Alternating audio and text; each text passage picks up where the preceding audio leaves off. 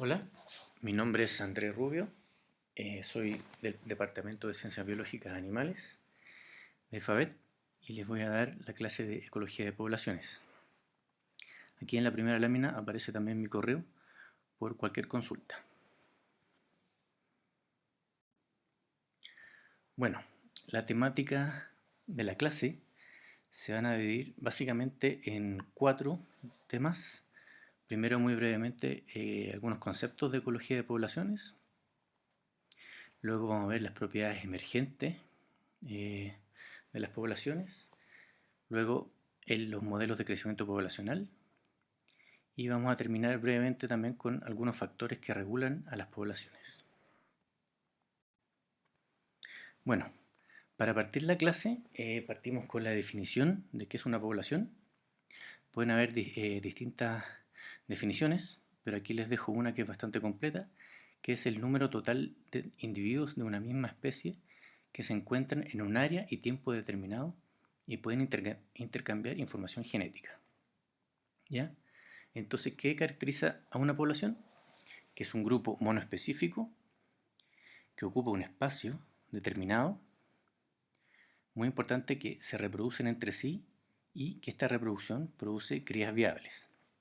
¿Ya? Y presentan también propiedades emergentes que vamos a ver más adelante. Bueno, en esta lámina les muestro distintas poblaciones, ¿cierto? Tenemos una población de pingüinos, también podemos tener poblaciones de animales domésticos, como vemos ahí en la foto de perros en una ciudad. Y también podemos tener poblaciones incluso en algún laboratorio, como vemos acá en este ejemplo en una placa Petri, donde tenemos bacterias. Bueno, un aspecto importante para determinar una población es el límite espacial de esta, ¿ya? El límite que puede estar determinando cuándo es una población y cuándo es una metapoblación, por ejemplo, que más adelante les voy a mencionar de qué se trata una metapoblación. Entonces, obviamente los límites espaciales de las poblaciones varían muchísimo dependiendo de qué especie estamos viendo. Aquí nuevamente el ejemplo de una bacteria en una placa Petri, donde el límite espacial es muy fácil de determinar, ¿cierto? Que es obviamente el espacio que tiene la placa Petri. Pero también podemos tener, por ejemplo, en la segunda foto, que son los loros choroy, que obviamente son aves que se distribuyen y tienen un ámbito de hogar muy amplio. El límite espacial de una población puede ser un poco más difícil de determinar, pero obviamente el límite va a ser muchísimo mayor que el ejemplo anterior de las bacterias. Entonces, uno de los problemas para definir una población es determinar cuál es el lugar que contiene a una población determinada, ¿cierto? Las limitantes físicas. Entonces, el área debe ser lo suficientemente amplia para que las tasas de emigración e inmigración sean pequeñas o balanceadas.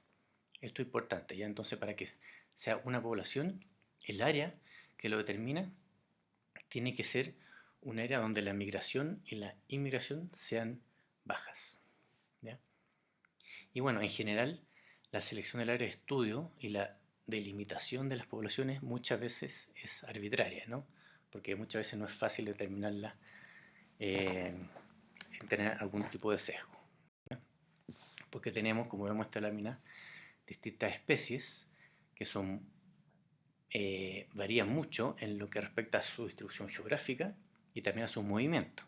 Tenemos, por ejemplo, el zorro culpeo, el cual tiene una amplia distribución geográfica en Sudamérica y obviamente se desplaza a grande distancia, su ámbito de hogar es muy amplio en comparación, por ejemplo, a la ranita Darwin, que está distribuida solamente en el sur de Chile y eh, sus movimientos son mucho más pequeños en comparación a un zorro, ¿no? La diapositiva anterior, las poblaciones fragmentadas es una sola población, mientras que la metapoblación son varias poblaciones que están de alguna forma interconectadas, ¿ya? Y bueno, pueden haber distintos modelos de metapoblaciones como sale acá en la figura, pero esto no vamos a entrar en detalle porque la temática de metapoblación lo van a ver más adelante en otro curso. en el módulo de apoyo a ecología de poblaciones. Bueno, ¿por qué es importante realizar una aproximación poblacional? ¿Ya? Como dice acá, si bien los ecosistemas están constituidos por individuos, una aproximación a nivel individual es muchas veces poco práctica. Por ejemplo, si queremos estudiar alguna especie en extinción, o en peligro de extinción, si hacemos el estudio a nivel de individuos, de cada individuo de una especie X, a lo mejor no nos va a dar información suficiente para conocer sus densidades y sus abundancias poblacionales, ¿no? Por eso es importante conocer o realizar estudios a nivel poblacional, ¿ya?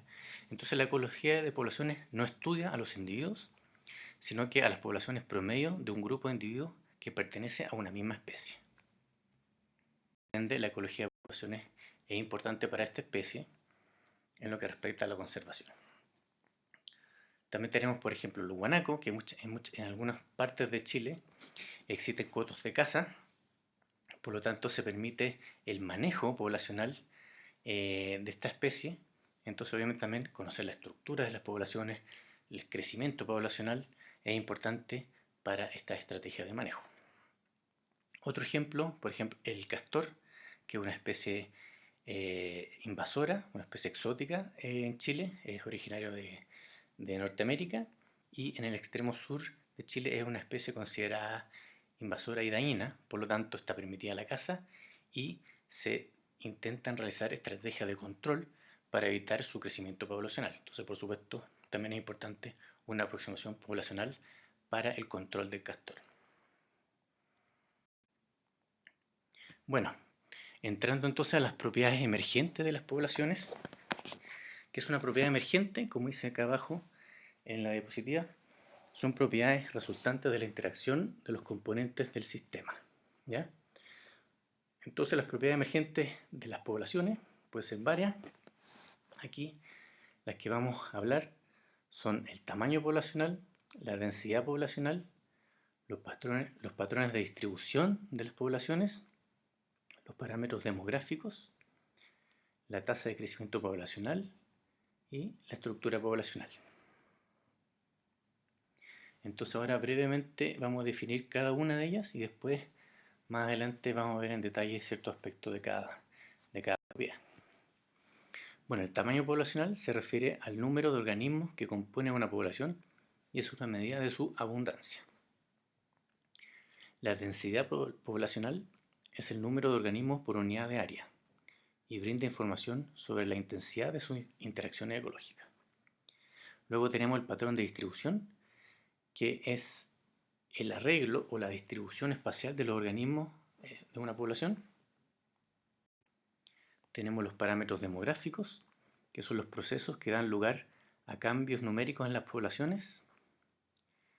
Tenemos la tasa de crecimiento poblacional, que es el cambio que sufre la población como resultado de los nacimientos, las muertes, las emigraciones y las inmigraciones.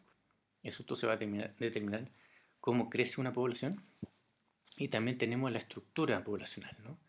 Que es la descripción de cómo está compuesta una población.